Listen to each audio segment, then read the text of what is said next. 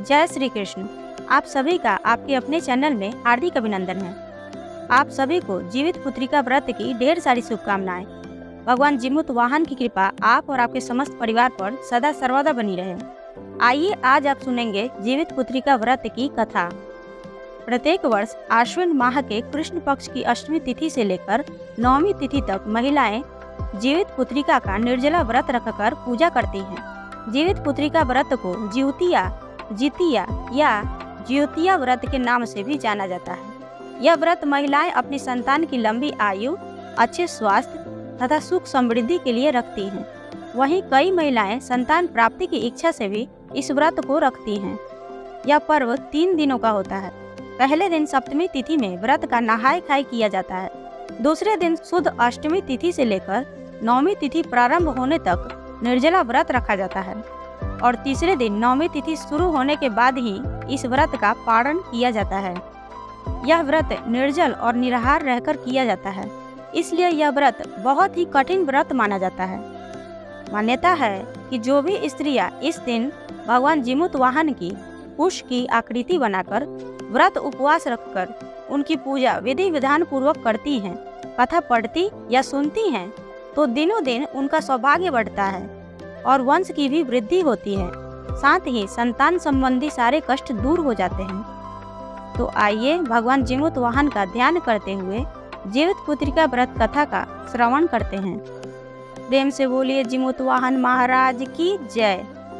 जीवित पुत्रिका व्रत कथा।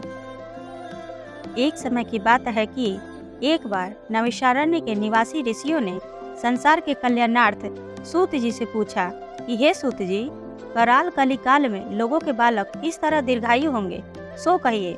सूत जी बोले, जब द्वापर का अंत और कलयुग का आरंभ था, उसी समय बहुत सी शोकाकुल स्त्रियों ने आपस में सलाह की कि क्या इस कलिकाल में माता के जीवित रहते पुत्र मर जाएंगे। जब वे आपस में कुछ निर्णय नहीं कर सकी, तब गौतम जी के पास पूछने के लिए गई। जब वे उनके पास पहुंची तो उस समय गौतम जी बड़े ही आनंद के साथ बैठे थे। उनके सामने जाकर सबने उन्हें नतमस्तक होकर झुककर प्रणाम किया। तदंतर स्त्रियों ने पूछा, हे प्रभु, इस कलयुग में लोगों के पुत्र किस तरह जीवित रहेंगे? इसके लिए कोई व्रत या तप हो तो कृपा करके कहिए। इस तरह उनकी बात सुनकर गौतम जी बोले, आपसे मैं वही कहूँगा जो मैंने पहले से सुन रखी है। गौतम जी ने कहा, जब महाभारत युद्ध का अंत हो गया और द्रोणाचार्य के पुत्र अश्वत्थामा के द्वारा अपने बेटों को मारा देखकर सब पांडव बड़े दुखी हुए, तो पुत्र के शोक से व्याकुल द्रौपदी अपनी सखियों के साथ ब्राह्मण श्रेष्ठ धौम्य जी के पास गई और उसने धौम्य जी से कहा, हे विपेंद्र, कौन सा उपाय करने से बच्चे दीर्घायु हो सकते हैं? कृपा करके ठीक ठीक कहिए। धौम्य जी बोले, सतयुग में सत्य वचन बोलने वाला, सत्य आचरण करने वाला समदर्शी जीमूत वाहन नामक एक राजा था। एक बार वह अपनी स्त्री के साथ अपनी ससुराल गया और वहीं रहने लगा। एक दिन आधी रात के समय पुत्र के शोक से व्याकुल कोई स्त्री रोने लगी, क्योंकि वह अपने बेटे के दर्शन से निराश हो चुकी थी। उसका पुत्र मर चुका था। वह रोती हुई कहती थी, हाय, मुझ बूढ़ी माता के सामने मेरा बेटा मरा जा रहा है। उसका रुदन सुनकर राजा जीमूत वाहन का तो मानो हृदय विदीर्ण हो गया। वह तत्काल उस स्त्री के पास गया और उससे पूछा, तुम्हारा बेटा कैसे मरा? उस बूढ़ी माता ने कहा, गरुड़ प्रतिदिन आकर गांव के लड़कों को खा जाता है। इस पर उस दयालु राजा ने कहा कि माता, अब तुम रो मत, आनंद से बैठो, मैं तुम्हारे बच्चे को बचाने का यत्न करता हूँ। ऐसा कहकर राजा उस स्थान पर गया जहाँ गरुड़ आकर प्रतिदिन मांस खाया करता था। उसी समय गरुड़ भी उस राजा पर टूट पड़ा और राजा के शरीर का मांस खाने लगा। जब अतिशय तेजस्वी गरुड़ ने राजा का बायां अंग खा लिया, तो झटपट राजा ने अपना दाहिना अंग फेरकर गरुड़ के सामने कर दिया। यह देखकर गरुड़ जी ने कहा, देव योनियों में तुम कौन हो? तुम मनुष्य तो नहीं जान पड़ते। अच्छा, अपना जन्म और कुल बताओ। पीड़ा से व्याकुल मन वाले राजा ने कहा, हे पक्षीराज, इस तरह के प्रश्न करना व्यर्थ है। तुम अपनी इच्छा भर मेरा मांस खाओ। यह सुनकर गरुड़ रुक गए। और बड़े आदर से राजा के जन्म और कुल की बात पूछने लगे। राजा ने कहा, मेरी माता का नाम सव्या है और मेरे पिता का नाम शालिवाहन है। सूर्य वंश में मेरा जन्म हुआ है और जिमुतवाहन मेरा नाम है। राजा की दयालुता देखकर गरुड़ ने कहा, हे महाभाग, तुम्हारे मन में जो अभिलाषा हो वह वर मांगो।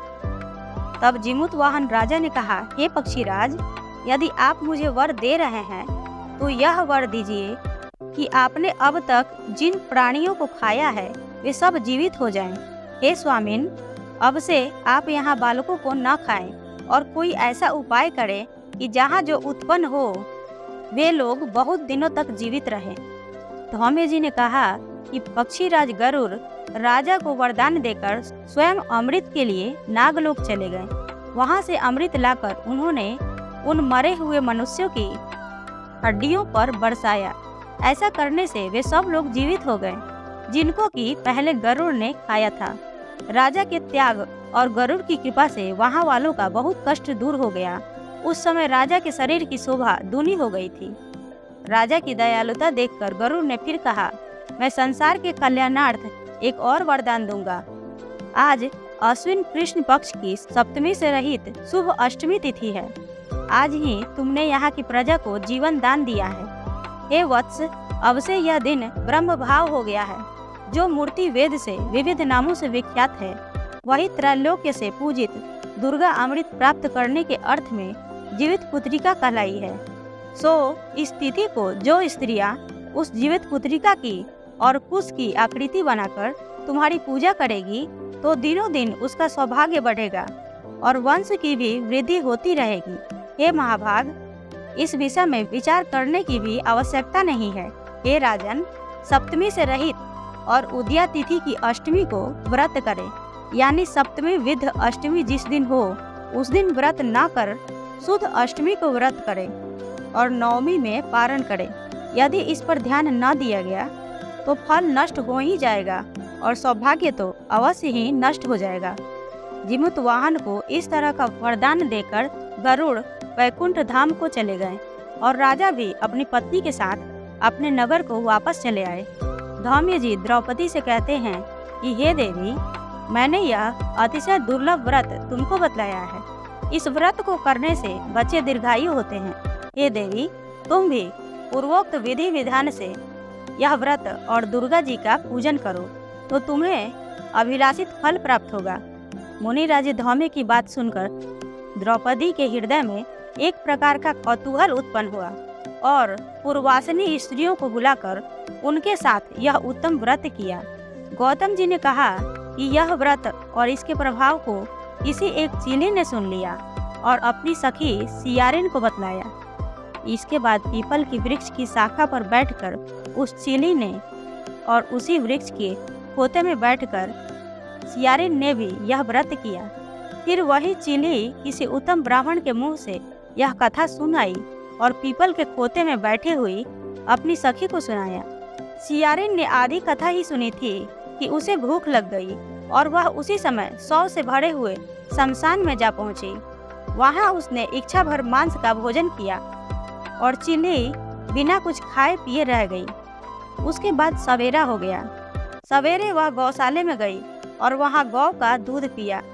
इस तरह नवमी को उसने पारण किया। कुछ दिनों बाद वे दोनों मर गई और अयोध्या में किसी धनी व्यापारी के घर में जन्मी।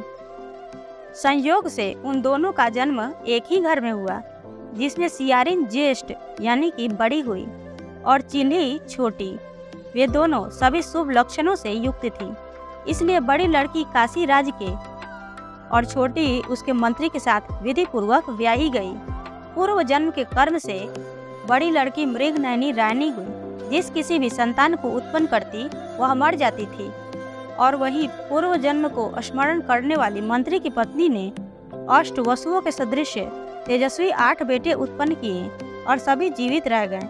अपनी बहन के पुत्रों को जीवित देखकर ईर्ष्यावश राजपत्नी ने अपने स्वामी से कहा, यदि तुम मुझे जीवित रखना चाहते हो तो इस मंत्री के भी पुत्रों को उसी जगह भेज दो जहाँ की मेरे बेटे गए हैं, अर्थात इन्हें मार डालो।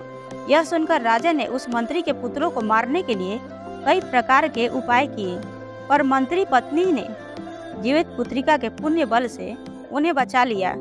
एक दिन राजा ने अपने आदमियों से उन पुत्रों का सिर कटवाकर पिटारी में रखवाया और वह पिटारी उसकी माता यानी कि मंत्री पत्नी के पास भेज दिया। किंतु वे 8 सिर बेशकीमती हीरे जवाहरात हो गए और भले चंगे वे 8 लड़के अपने माता के पास वापस चले गए। उनको जीवित देखकर राजपत्नी को बड़ा विस्मय हुआ। अंत में वह मंत्री की पत्नी के पास आई और उनसे पूछा, बहन, तुमने कौन सा ऐसा पुण्य किया है जिससे बार बार मारे जाने पर भी तुम्हारे बेटे नहीं मरते? इस पर मंत्री की पत्नी ने कहा कि हे बहन, पूर्व जन्म में मैं चीली थी और तुम सियारिन। हम दोनों ने जीवित पुत्रिका का व्रत किया था। तुमने व्रत के नियमों का भली भांति पालन नहीं किया था और मैंने किया था। इसी दोष से हे बहन, तुम्हारे बेटे नहीं जीते। ओ राजरानी, अब भी तुम उस जीवित पुत्रिका व्रत को करो तो तुम्हारे बेटे दीर्घायु होंगे। मैं तुमसे सच सच कह रही हूँ। उसके कथनानुसार रानी ने पूरे विधि विधान से उस व्रत को किया। तभी से उसके कई बेटे सुंदर और दीर्घायु होकर बड़े बड़े राजा हुए। सूत जी कहते हैं कि सब प्रकार का आनंद देने वाला मैंने यह दिव्य व्रत बतलाया है। स्त्रियां चिरंजीवी संतान चाहती हों तो वे विधि पूर्वक इस व्रत को करें। इस प्रकार जीवित पुत्रिका व्रत की कथा पूर्ण हुई। प्रेम से बोलिए जिमुत वाहन भगवान की जय, गरुड़ देवता की जय। आशा करती हूँ कि आप सबको यह वीडियो पसंद आई होगी।